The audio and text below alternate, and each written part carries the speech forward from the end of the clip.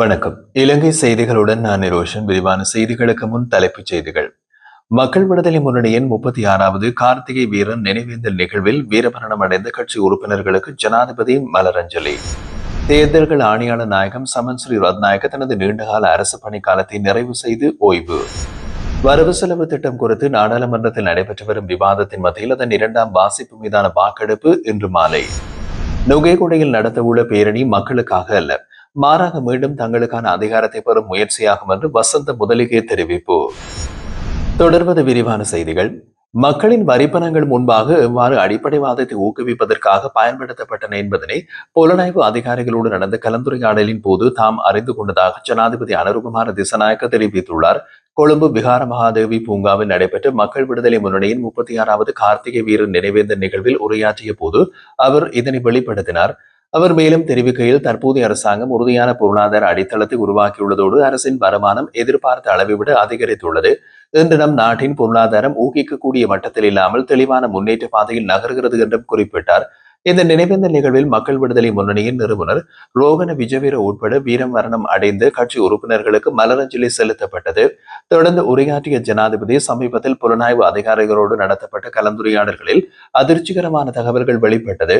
ஒரே வங்கி கணக்கின் வழியாக முஸ்லிம் அடிப்படைவாதிகளுக்கும் சிங்கள அடிப்படைவாதிகளுக்கும் மக்களின் வரிப்பணத்திலிருந்து சம்பளங்கள் வழங்கப்பட்டிருந்தன. ஒருபுறம் முஸ்லிம் அடிப்படைவாதிகளிடம் சிங்கள மக்களுக்கு எதிராக குரல் கொடுங்கள் என்று பணம் வழங்கப்பட்டது. மறுபுறம் சிங்கள அடிப்படைவாதிகளிடம் முஸ்லிம் மக்களுக்கு எதிராக போராடுங்கள் என்றும் பணம் வழங்கப்பட்டது. இருவரும் ஒரே அமைப்பின் கீழ் செயல்பட்டு வரிப்பணத்தை பயன்படுத்தி இனவாதத்தை பரப்பினர். அவர்கள் தங்களது அதிகாரத்தையும் நிலைத்தன்மையினையும் காக்க இனவாதத்தை ஒரு கருவியாக பயன்படுத்தினர் என்றும் அவர் சாடினார். ஆனால் இனி எமது நாட்டில் இனவாதத்திற்கோ மத அடிப்படைவாதத்திற்கோ இடமில்லை. எமது அரசாங்கம் உறுதியாக நிற்கிறது.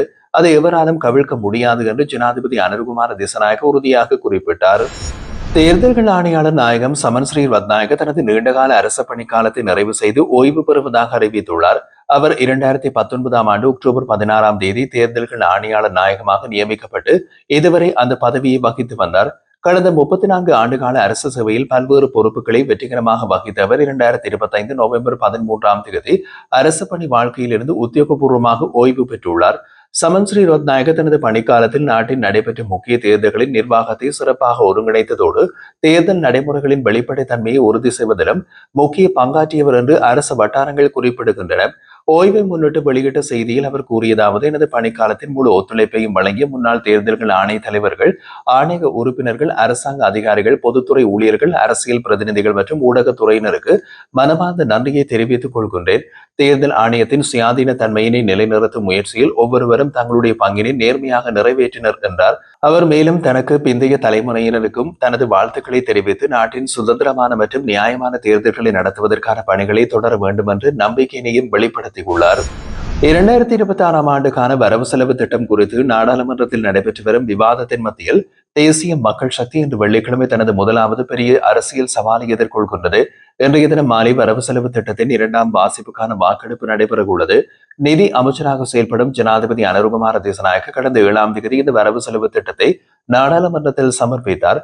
அதன் இரண்டாம் வாசிப்பு மீதான விவாதம் 8 ஆரம்பமாகி இன்று மாலை வாக்கெடுப்பு நடைபெறுகிறது. வாக்கெடுப்பை முன்னிட்டு அரசியல் கட்சிகள் தங்களது நிலைப்பாட்டை தீர்மானிக்க பல்வேறு ஆலோசனை கூட்டங்களை நடத்தியுள்ளன. பிரதான எதிர்க்கட்சியான ஐக்கிய மக்கள் சக்தி மற்றும் ஸ்ரீலங்கா பொதுஜன பெரமுன ஆகிய கட்சிகள் இம்முறை பாதீட்டுக்கு எதிராக வாக்களிக்க தீர்மானித்துள்ளதாக தெரிவிக்கப்பட்டுள்ளது. இருப்பினும் அரசு தனது பெரும்பான்மையால் வரவு செலவு திட்டத்தை நிறைவேற்றும் நம்பிக்கையில் உள்ளது. அதே சமயம் எதிர்க்கட்சிகளும் மக்களின் நலனுக்காக இதனை ஆதரிக்க வேண்டும் என்றும் அரசு எதிர்பார்க்கின்றது. அமைச்சுக்களுக்கான நிதி ஒதுக்கீடு தொடர்பான குழுநிலை விவாதம் நாளை 15 ஆரம்பமாகும். பாதீட்டின் இறுதி வாக்கெடுப்பு வரும் டிசம்பர் 5 நடைபெறுகின்றது.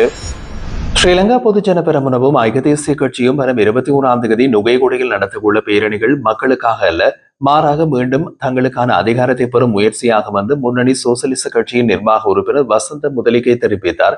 2021 ஆண்டில் மக்கள் இந்த குழுவை அதிகாரத்திலிருந்து விரட்டி அடித்திருப்பதாகவும் அதே குழுவை இப்போது மீண்டும் மேடையில் வந்து மக்கள் நலனுக்காக என்ற பெயரில் தங்களது அரசியல் ஆதிக்கத்தை மீட்டெடுக்க முயற்சிக்கிறது என்றும் அவர் குற்றம் சாட்டியுள்ளார். இது நாட்டின் நலனுக்கோ மக்களின் நலனுக்கோ அல்ல, தங்களது அரசியல் எதிர்காலத்தில் மீட்கவே அவர்கள் முயல்கின்றார்கள். எனவே 21ஆம் தேதி நடைபெறும் இந்த பேரணி நாட்டிற்கு பொருத்தமானது அல்ல என்று வசந்த முதலிகை வலியுறுத்தினார். மேலும் அவர் தனிப்பட்ட முறையில் இந்த பேரணியில் கலந்து கொள்ளப் போவதில்லை என்றும் மக்கள் தங்களது விழிப்புணர்வை வெளிப்படுத்தி மீண்டும் இந்த குழுவை கூச்சலிட்டு விரட்டியடிக்க வேண்டும் என்றும் அழைப்பு விடுத்துள்ளார்.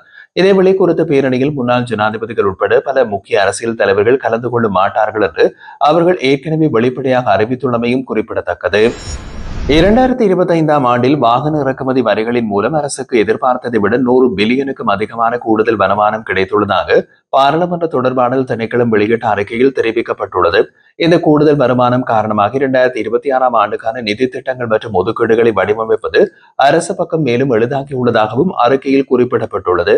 எனினும் வாகன இறக்குமதியின் வளர்ச்சி விகிதம் சமீபத்தில் மந்தமாகி வருவதால் 2026ஆம் ஆண்டின் வருமான உயர்வு வேகமும் அதே போன்று குறையக்கூடும் என்று அந்த அறிக்கையில் எச்சரிக்கப்பட்டுள்ளது. 2026 நிதியாண்டுக்கான ஒதுக்கீட்டு சட்டமூலத்தின் வரைவு அறிக்கையினை அரசாங்க நிதி பற்றிய குழுவில் பரிசீலிக்க தீர்மானிக்கப்பட்டுள்ளதாகவும் அந்த குழுவின் சமீபத்திய கூட்டத்தில் இதற்கான விவாதம் நடைபெற்றதாகவும் பாராளுமன்ற தொடர்பாடல் திணைக்களம் வெளியிட்ட அறிக்கையில் குறிப்பிடப்பட்டுள்ளது. பாராளுமன்ற உறுப்பினர் கலாநிதி ஹர்ஷ டி சில்வா தலைமையில் கூடிய அரசாங்க நிதி பற்றிய குழு பாராளுமன்ற நிலையில் கட்டளைக்கு ஏற்ப தயாரிக்கப்பட்ட 2026 நிதியாண்டுக்கான வரைவு அறிக்கையை பரிசீலித்தது. அந்த அறிக்கையின்படி 2026 நிதியாண்டுக்கான ஒதுக்கீட்டு சட்டம் மூலம் பகிரங்க நிதிசார் முகாமைத்துவ சட்டம், பொது தனிசு முகாமைத்துவ சட்டம் மற்றும் சர்வதேச நாணய நிதியத்தின் வழிகாட்டல் திட்டங்களின் தேவைகளை பின்பற்றி தயாரிக்கப்பட்டுள்ளது. இந்த தகவல்கள் அடங்கிய அறிக்கை விரைவில் பாராளுமன்றத்தில் அதிகாரப்பூர்வமாகவும் சமர்ப்பிக்கப்பட உள்ளது. முல்லைத்தீவு முள்ளிவாய்க்காலில் இந்திய நாடாளுமன்ற உறுப்பினரும் விடுதலை சிறுத்தைகள் கட்சியின் தலைவருமான தொல் திருமாவளவன் வியாழக்கிழமை முள்ளிவாய்க்கால் நினைவிடத்திற்கு சென்று உயிரிழந்த உறவுகளுக்கு அஞ்சலி செலுத்தியுள்ளார். முல்லைத்தீவு மாவட்டத்திற்கான திடீர் வருகையின் போது அவரை அந்த பகுதி பொதுமக்கள் வரவேற்று பொன்னாடை பொருத்தி மரியாதை செய்தனர். அதனைத் தொடர்ந்து கவிஞர் ஜோ புரட்சி அவர்கள் தன்னுடைய 1000 கவிதைகள் நூல் தொல் திருமாவளவனிடம் கையளித்திருந்தார். பின்னர் திருமாவளவன் முள்ளிவாய்க்கால் நினைவு முற்றம் சென்றடைந்து அங்கு அமைக்கப்பட்டுள்ள உறவுகளுக்கான பொது தூபிக்கு மலர் மாலை அணிவித்து மரியாதை செலுத்தியுள்ளார். முள்ளிவாய்க்காலில் உயிரிழந்த தமிழர்களின் நினைவு கூறும் வகையில் நடைபெற்ற இந்த நிகழ்வு உள்ளூர் மக்களிடையே பெரும் உணர்ச்சி பூர்வமான சூழலை ஏற்படுத்தியது. மாகாண சபை தேர்தலை நடத்துவதற்கான ஜனாதிபதியின் வாக்குறுதியை விரைவாக நிறைவேற்ற அரசுக்கு எதிர்க்கட்சிகள் முழு ஆதரவை வழங்க தயாராக உள்ளனர் என்று பிரதமர் எதிர்க்கட்சித் தலைவராகிய கயந்து கருணாதிலக்க தெரிவித்துள்ளார். பாராளுமன்றத்தில் நடைபெற்றிருந்த வரவு செலவு திட்ட விவாதத்தின் போது உரையாற்றிய அவர் தேர்தல் தொடர்பாக பிரதமர் தலைமையில் கட்சித் தலைவர்களை கொண்ட குழு ஒன்றை அமைக்குமாறு சபாநாயகரை கேட்டுக் கொண்டார். அவர் மேலும் கூறியதாவது, ஜனாதிபதி மாகாண சபை தேர்தலுக்கு 10 பில்லியன் ரூபாய் ஒதுக்கப்பட்டுள்ளதாகவும் தேர்தல் நடத்தும் திகதியை நிர்ணயிக்க பாராளுமன்றமே சட்ட ரீதியான அனுமதிக்க வேண்டும் என்றும் அவர் தெரிவித்திருந்தார். அதனால் அனைத்து கட்சிகளும் இணைந்து நடவடிக்கை எடுக்க வேண்டும். வரவு செலவு திட்டம் குறித்து விமர்சித்த அவர் இந்த பட்ஜெட் கிணற்றில் ஓடும் மோட்டார் சைக்கிளை போல சத்தம் அதிகம், ஆனால் முன்னேற்றம் எதுவும் இல்லை என்று குறிப்பிட்டுள்ளார். அவரின் கூற்றுப்படி 2025 வரவு செலவு திட்டத்தில் முன்வைக்கப்பட்ட 54 முன்மொழிவுகளில் 60% கூட செயல்படுத்தப்படவில்லை. மேலும் அரசாங்கத்தில் 3/2 பெரும்பான்மை பெற்றிருக்கும் பல பிரேரணைகள் நிறைவேற்ற முடியவில்லை என்றும் அவர் சுட்டிக்காட்டினார். அது மட்டுமின்றி டிஜிட்டல் மயமாக்கலுக்காக வெறும் 16 பில்லியன் ஒதுக்கப்பட்டுள்ள நிலையில் அமைச்சர்களின் வாகனங்களுக்காக 12.5 பில்லியன் ஒதுக்கப்பட்டிருப்பது ஏற்றுக்கொள்ள முடியாது என்றும் விமர்சித்துள்ளார். ஆசிரியர்களின் சம்பள முரண்பாடுகள், கல்விக்கான குறைந்த நிதி ஒதுக்கீடு, பாடப்புத்தக வரி நீக்கம் உள்ளிட்ட விடயங்களில் அரசாங்கம் தன்னுடைய வாக்குறுதிகளை மீறியுள்ளது என்றும் அவர் குற்றம் சாட்டினார். இறுதியாக தங்களை ஆட்சிக்கு கொண்டு வந்த மக்களையே இன்று அரசாங்கம் புறக்கணிக்கின்றது என்று கூறி மக்களின் நம்பிக்கையை இழக்காதிருக்க ஆட்சியாளர்கள் செயல்பட வேண்டும் என்றும் கயந்த கருணாதிலக்கு வலியுறுத்தியுள்ளார்.